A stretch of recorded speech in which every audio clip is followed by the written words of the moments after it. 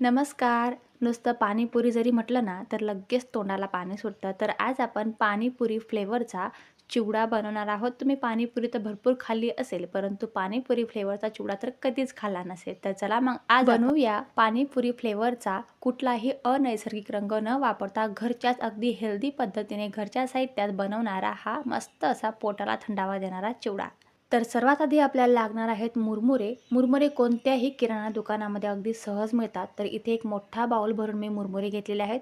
दुकानातून मुरमुरे आणल्यानंतर चाळणीने चाळून घेतले आहेत आणि घोळून सुद्धा घेतले आहेत, जेणेकरून त्यामधील थोडीफार डस्ट असेल, घाण असेल किंवा जे बारीक बारीक काळे मुरमुरे असतात ते सुद्धा छान काढून घेतलेले आहेत आणि मुरमुरा हा एक मोठा बाउल भरून घेतलेला आहे. मुरमुऱ्याची क्वांटिटी तुम्ही कमी जास्त करू शकतात. मुरमुरे 2 तास मी उन्हामध्ये ठेवले होते, त्यामुळे ते छान क्रिस्पी झाले आहेत. जर तुमच्याकडे उन्हामध्ये ठेवण्यासाठी वेळ नसेल किंवा मग ऊन येत नसेल आणि जर मुरमुरे वातळ झाले असेल, थोडं कढईमध्ये गरम करून घ्या, जेणेकरून ते छान क्रिस्पी होतील. आता एका कढईमध्ये तेल गरम करूया आणि त्यामध्ये मुठभर शेंगदाणे अगदी साल तळतळेपर्यंत छान क्रिस्पी फ्राय करून घेऊया. शेंगदाणे सुद्धा तुम्ही तुमच्या आवडीनुसार कमी जास्त करू शकता. शेंगदाणे फ्राय झाले की लगेच काढून घेऊया आणि याच तेलामध्ये टाकूया 1 वाटीभर फ्रेश पुदिना. या चिवड्यामधील मेन साहित्य जे आहे ना, ते म्हणजे पुदिना आहे. पुदिना स्वच्छ पाण्याने धुवून घेऊया. त्यामधील जे पाणी आहे ते स्वच्छ कोरडं करून घ्यायचं आहे, पुसून घ्यायचं आहे आणि त्यानंतर हा पुदिना तेलामध्ये अगदी क्रिस्पी फ्राय होईपर्यंत मस्त असा तळून घ्यायचा आहे. तर तुम्ही बघू शकता तेलामधील सगळे जे बबल आहे ते अगदी कमी झाले आहे, म्हणजेच पुदिना छान क्रिस्पी फ्राय झाला आहे. आता पुदिना काढून घेऊया. उन्हाळ्यामध्ये जर जास्त सेवन केलं जात असेल तर ते म्हणजे पुदिना, कारण पुदिना जो आहे तो पोटाला थंडावा देण्याचं काम करतो. आता त्याच कढईमध्ये 1 वाटीभर बारीक चिरलेली फ्रेश कोथिंबीर घेऊया. कोथिंबीरसुद्धा स्वच्छ पाण्याने धुवून घेतली आहे, कोरडी करून घेतली आहे आणि त्यानंतर अगदी बारीक कापून छान क्रिस्पी फ्राय होईपर्यंत तळून घ्यायचे आहे.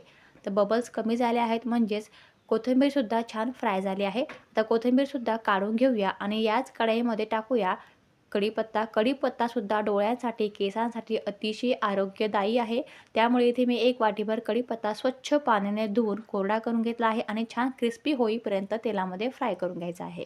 तेलामधील बबल्स कमी झाले की समजायचं की कढीपत्ता छान फ्राय झाला आहे. कढीपत्तासुद्धा काढून घेऊया आणि याच तेलामध्ये टाकूया बारीक कट केलेली हिरवी मिरची. हिरवी मिरचीची क्वांटिटी तुम्ही तुमच्या चवीनुसार कमी जास्त करू शकतात. तर इथे मी 2 हिरवी मिरची अगदी बारीक कट करून क्रिस्पी होईपर्यंत फ्राय करून घेते आहे. तर तुम्ही इथे ऑब्झर्व केलंच असेल की जेवढेही साहित्य आपण फ्राय केले आहे ना, ते सगळे हिरव्याच रंगाचे आहे. त्यामुळे चिवड्याला अतिशय छान हिरवा रंग तर येणारच आहे, परंतु त्यानुसारच तो अगदी हेल्दी आणि पोटाला थंडावा देणारा चिवडा बनणार आहे. तर छान मिरच्यासुद्धा क्रिस्पी फ्राय झाल्या आहेत. आता मिरच्या काढून घेऊया आणि यामध्येच टाकूया बारीक कट केलेला, अगदी स्लाईसमध्ये कट केलेला लसूण. जर तुमच्याकडे लसणाची पात असेल ना हिरवी, तर तुम्ही ती पातसुद्धा घेऊ शकता. स्वच्छ धुवून घ्या, बारीक कट करून फ्राय करून घ्यायचे आहे. आणि जर तुम्ही लसूण खात नसणार किंवा फ्लेवर आवडत नसेल तर लसूण स्किप केला तरीसुद्धा चालेल, परंतु लसूणचा फ्लेवर खूप छान येतो, त्यामुळे इथे मी लसणाचा वापर केला आहे.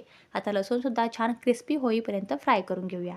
तुम्ही या चिवड्यामध्ये फ्राय केलेल्या खोबऱ्याचा, फ्राय केलेल्या डाळिंबाचा सुद्धा वापर करू शकता. तर इथे मी फ्राय केलेले डाळवे खोबरे अजिबात वापरत नाही. अगदी साधासुद्धा आणि पोटाला थंडावा देणारा हिरवागार चिवडा बनवते आहे.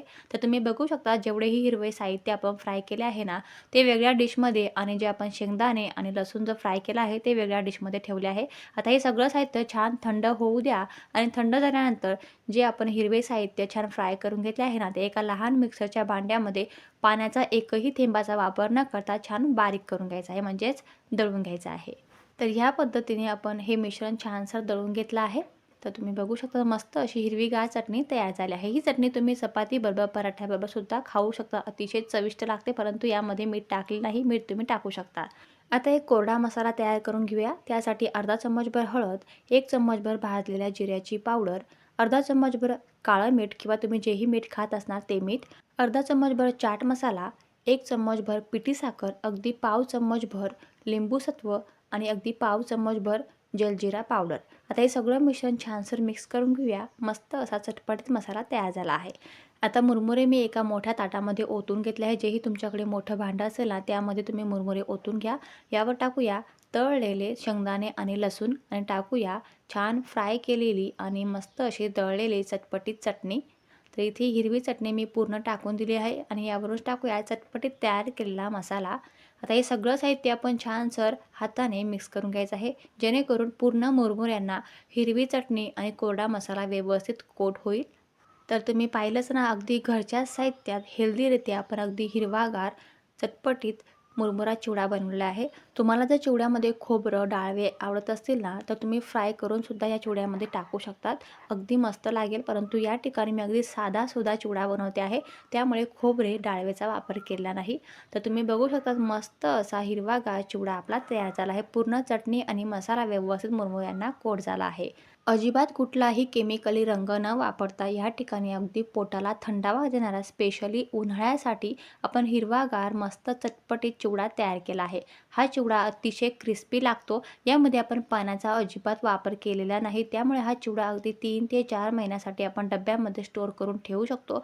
कुठेही आपण ट्रॅव्हलिंगसाठी किंवा टिफिनसाठी थोडा देऊ शकतो किंवा घेऊ शकतो.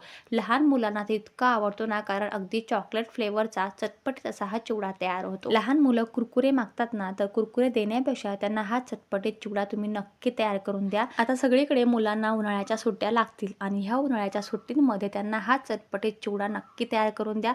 अगदी पोटाला थंडावा देणारा आणि जिभेला चव आणणारा हा चटपटीत चिवडा त्यांना नक्कीच आवडेल. आशा करते की आजचा हा व्हिडिओ तुम्हाला नक्कीच आवडला असेल ना, तर प्लीज एक लाईक नक्की करा. चॅनलला नवीन असाल तर प्लीज सबस्क्राईब करा. सबस्क्राईब करणं अगदी विनामूल्य आहे, जेणेकरून जोही व्हिडिओज मी अपलोड करेल ना, तो सगळ्यात आधी तुम्हाला बघायला मिळेल. आता भेटूया पुढच्या अशाच नवीन टेस्टी आणि हेल्दी रेसिपीसोबत. आणि मेन म्हणजे खात रहा, मस्त रहा आणि हेल्दी रहा. Thanks for watching. धन्यवाद.